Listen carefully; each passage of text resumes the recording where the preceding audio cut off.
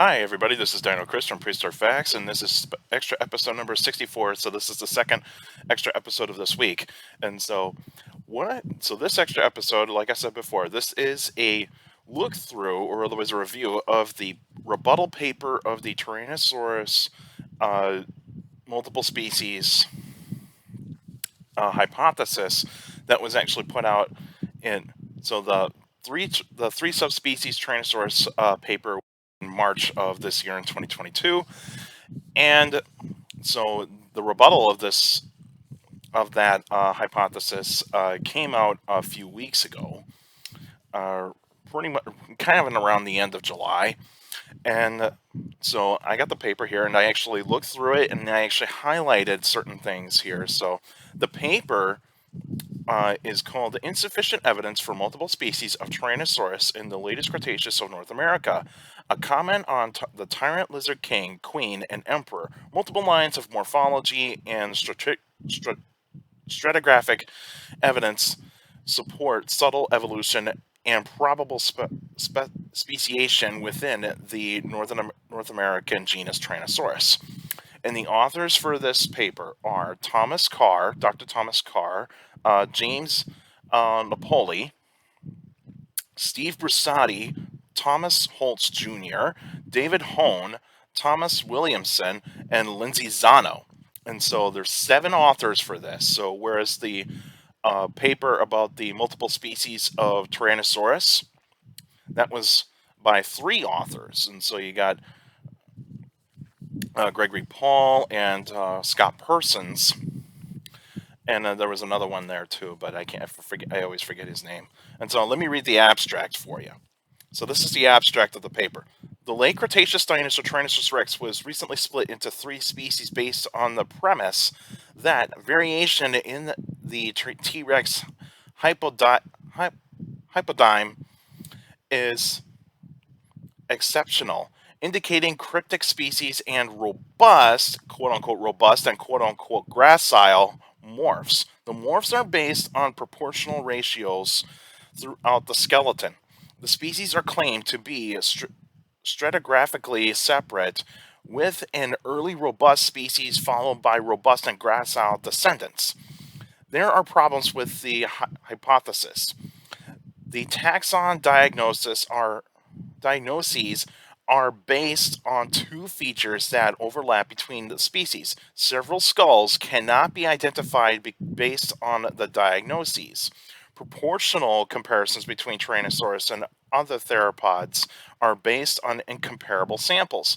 The tooth data are problematic. The stratigraphic framework divides the Hill Creek Formation into thirds without stratigraphic position of each specimen or independent age control, showing the subdivisions are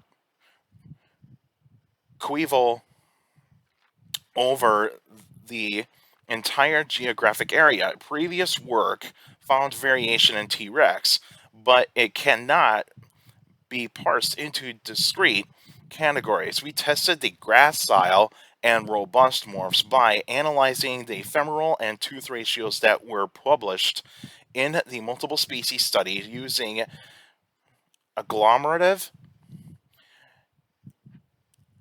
hierarchical clustering. The results found that each set of ratios are explained by one cluster, showing that dimorphism is not supported. We tested it for exceptional variation of the femoral ratio of Tyrannosaurus. We calculated the mean intraspecific robusticity for 112 species of living birds and 4 non-avian theropods. The results showed that the absolute variation in Tyrannosaurus is unexceptional and it does not indicate cryptic diversity. We conclude that T. regina and T. imperator are subjectively junior synonyms of T-Rex. So that is what the abstract is. So it kind of gives, so what an abstract is, and for many of you don't know, this is kind of like a sneak peek into the paper. That's when all scientific papers are based upon. You give an abstract, you kind of tell the reader what's going to be going on what's going to happen when you read it. And of course, they used all different types of specimens from different types of museums: the American Museum of Natural History, Black Hills Institute of Geological Research, the Burpee Museum of Natural History, Carnegie Museum, Cleveland Museum of Natural History, Los Angeles County Museum of Natural History, Museum of the Rockies, Paleontological Institute in Moscow, Berkeley Museum in Seattle, and the Children's Museum of Indianapolis. So they have went through a bunch of Tyrannosaurus Rex specimens and other types of specimens, and even like bird specimens. And so they did a lot of work to look at to do a rebuttal against this paper. And so the introduction goes through of like specification on what could be a new species or subspecies, by testing it, like what kind of like differences are there and all that sorts of stuff. And they highlight a bunch of other papers that were published about Tyrannosaurus Rex and other tyrannosaurs and even other theropods, so to speak. But the Gregory Paul paper has been mentioned a lot in this paper. And so this paper goes through in the introduction. It's mainly about how Tyrannosaurus in general has been discovered, what studies have been done in terms of Tyrannosaurus, and what breakthroughs have come through. And so they actually did a lot of work in this introduction. The introduction is very long, so you are going to have to read this introduction very thoroughly to fully understand this. And and so in one part of the introduction, I did actually highlight this part. So they kind of went through like the multiple multi-taxon hypothesis a little bit more early on, but this is the one part that I actually did highlight. In other words, landing on the multiple species hypothesis is not so straightforward. It may be that differences observed between sister species might be masked by other sources of variation, as is seen in extant archosaurs. In short, the multiple species hypothesis faces some challenges, as claims of sexual dimorphism and taxa where we lack the appropriate a priori knowledge. And so this does talk. What that means is that with a multi-species hypothesis, it really does have some flaws if you're not doing the proper work. And so sometimes that proper work and sometimes that work can make it look like that you do have multiple species. But then when somebody else does it, it just kind of says like, wait a minute, no, there is no multi-species here. It's just one species. And so this next bit here that I'll highlight it here, the spectrum of robust and gracile sexual morphs in T-Rex was first proposed by Carpenter in 1990, based on the ischium shape and form of the cervical column. He proposed that specimens with steeply posteroventrally posteroventrally, excuse me here, extending ischia were females, whereas those with shallow angled ischia represented males. He identified gracile and robust morphs based on a qualitative comparison of two cervical series. So sexual dimorphism has been done on many theropods before. And so what they're saying is that the previous paper tried to make it look like that they're talking about sexual dimorphism, which they never really fully did discuss about that in the March 2022 paper. And so in this next part here, Paul split T-Rex into three species based on the evidence that stratigraphic position, robusticity, and the basal length ratio of the second and third dentary teeth relative to previous work. The authors have moved the robust gracile spectrum from sexual dimorphism to species identity. In other words, the authors could have made the claim for discovering sexual size dimorphism in T. rex, but differences in mesial-dentary tooth morphology and stratigraphic position and persuaded them of a taxonomic hypothesis. So what they're saying here, these authors are saying, is that the paper didn't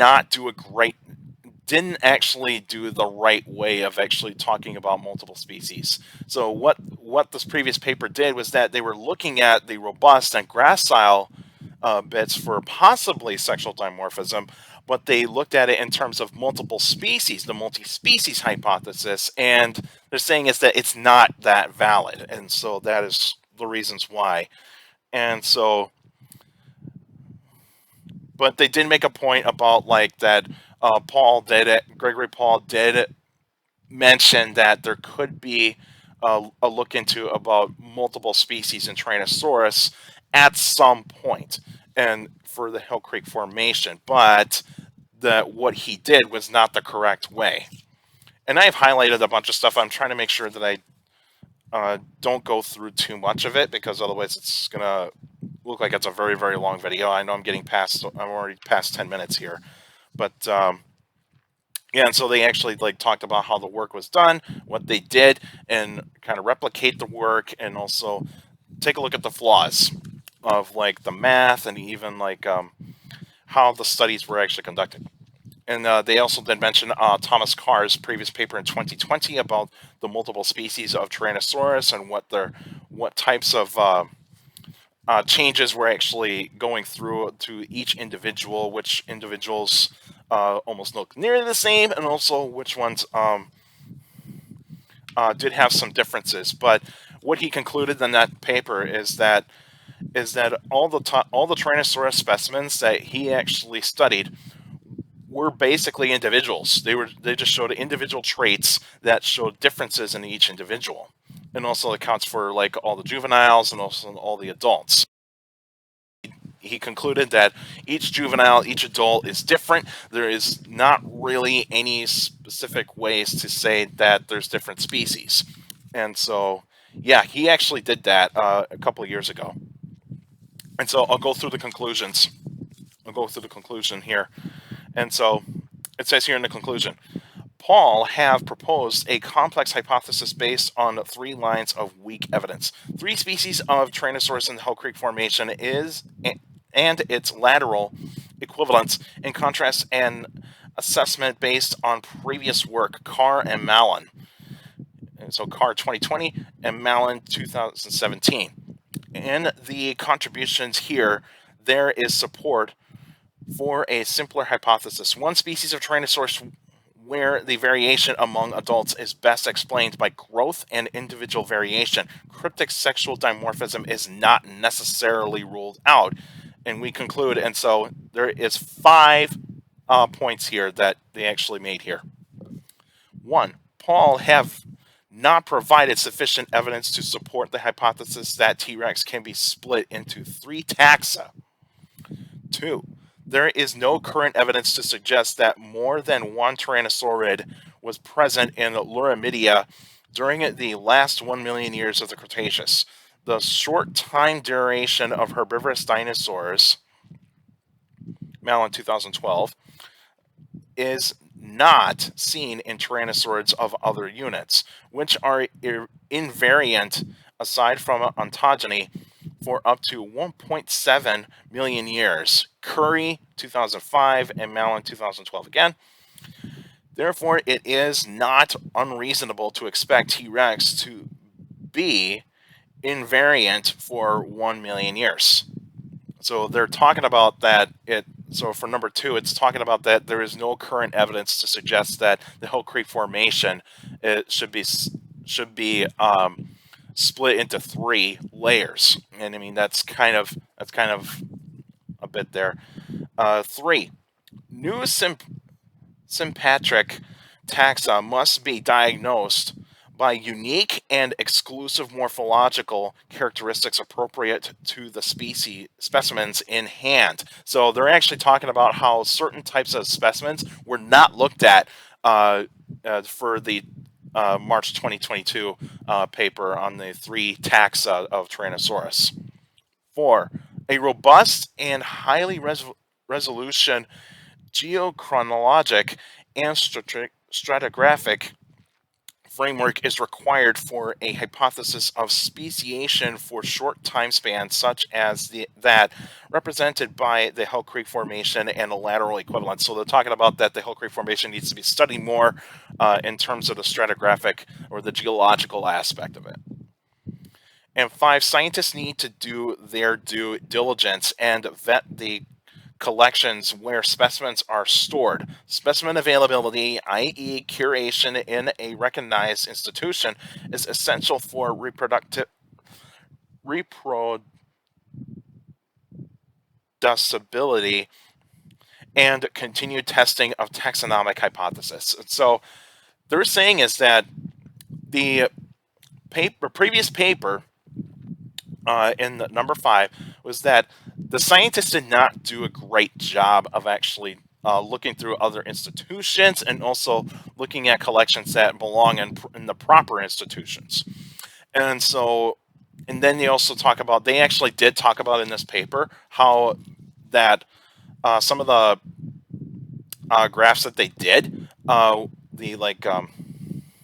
the charts that they actually put out in that paper in the March 2022 paper, was that they actually kind of made up certain parts of their charts. And so they actually did not do a great job of actually doing what they're supposed to be doing. And so that really did kind of hurt that paper a lot. And so the March 2022 paper is still up for debate of whether or not there is going to be 3 new taxa on Tyrannosaurus. But this paper really kind of says is that there is no 3 taxa. There is only one Tyrannosaurus, and that is Tyrannosaurus rex. And I fully agree in this paper. And so this is actually a very, very well done paper of a rebuttal.